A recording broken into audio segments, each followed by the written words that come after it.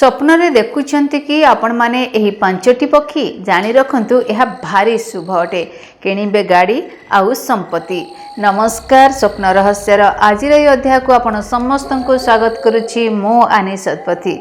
दर्शक बंधु, सभ्यतार उत्थान पूर्वरु पक्षी माने मनुष्य सहित जड़ित थिले। केवल उल्लग्न आखिरे नुह बरं स्वप्न रे मध्य किछि पक्षी को देखिबा अत्यंत शुभ बोली विवेचना करा जाए। एठारे 5 गोटी पक्षी विषय कहा जाइछि जेउ मानकु स्वप्न रे देखिबा प्रगतिर पथ बोली कहा जाइथाय। ताहाले आसंतु जानिबा एही 5टी पक्षी किए। स्वप्नशास्त्र हेउछि भारतर एक प्राचीन ज्ञान जहार एकमात्र उद्देश्य हेउछि मनुष्यर कल्याण। एही प्राचीन शास्त्र रे पक्षी मानकर विशेष महत्व रही आसीछि। आमर पूर्वपुरुष माने विश्वास करुथिले जे स्वप्न आमर भविष्यतर लक्षण ओ एही संकेत देबारे पक्षी माने एक गुरुत्वपूर्ण भूमिका ग्रहण करନ୍ତି।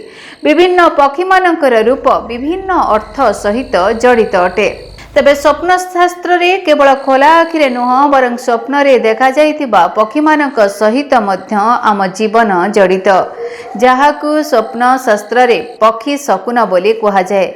स्वप्न रे मध्य किछि पक्षी को देखिबा अत्यंत शुभ बोली विवेचना करा जाए।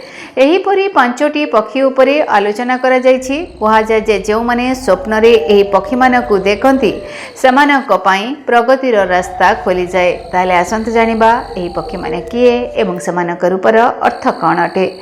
दर्शक बंधु, मयूर स्वप्न शास्त्र अनुଯାयी स्वप्न रे एक मयूर देखिबा शुभ बोली धरा जाए।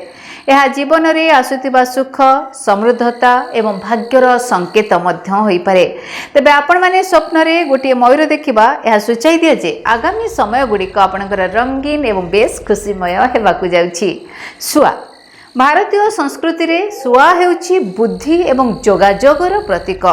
आपण स्वप्न रे गोटे सुआ देखिबा अर्थ हेउछि नुआ सुजोग एवं ज्ञान आहरणर संकेत होई पारे। यह सूचित करे जे आपणकर बुद्धि एवं बुझामणा कौशल आपणको सफलता आनिदेब।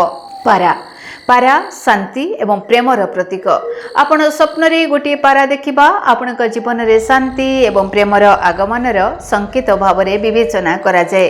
यह सूचित करे जे आपणकर संपर्क अधिक शक्तिशाली हेबो एवं आपण मानसिक शांति अनुभव करिवे। पेचा भारतीय संस्कृति रे पेचा मध्य आर्थिक लाभर संकेत भाव रे विवेचना करा जाए। यह मध्य ज्ञान एवं ज्ञानर प्रतीक भाव रे विवेचना करा जाए। स्वप्न रे एक पेचा देखिबा ज्ञान एवं वर्धित निष्पत्ति नै टंका रोजगार करिबार क्षमता को सूचित करे।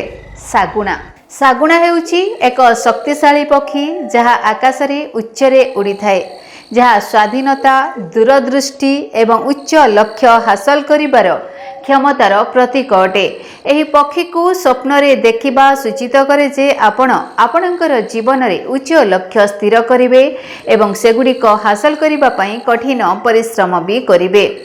तेबे दर्शक बंधु, जदि आपण माने स्वप्न रे एही 5 गोटी पक्षी को देखुचंती ताहले आपण माने आराम रे रुहंतु, निश्चिन्न होई जांतु जे आपणक जीवन रे आगकु भल समय आसीबाकु जाउछि, आपणकर उन्नति हेबाकु जाउछि।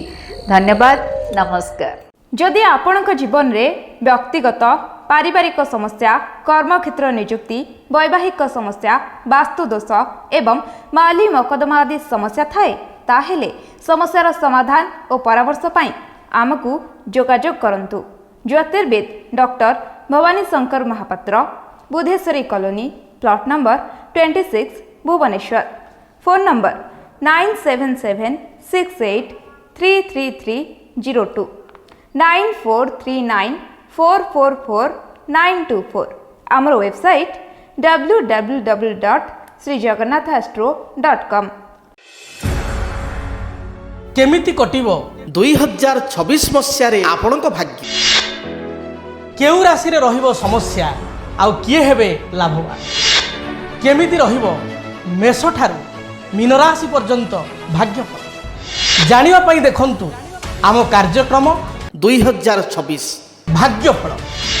2026 मसियार आपणक राशि रो संपूर्ण भाग्यफल जानिबा पई चैनल को सब्सक्राइब करंतु, बेल बटन को ऑन करंतु।